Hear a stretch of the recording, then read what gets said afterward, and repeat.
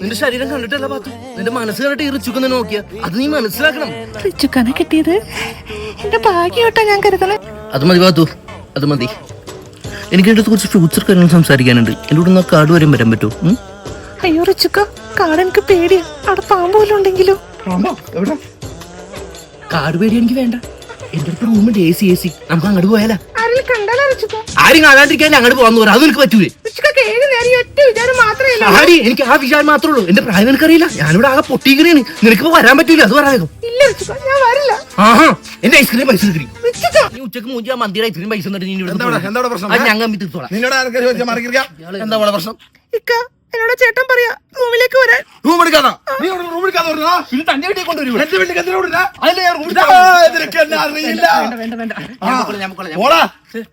മന്തിയുടെ പൈസ റൂം എടുക്കാൻ വന്നേക്കണ്.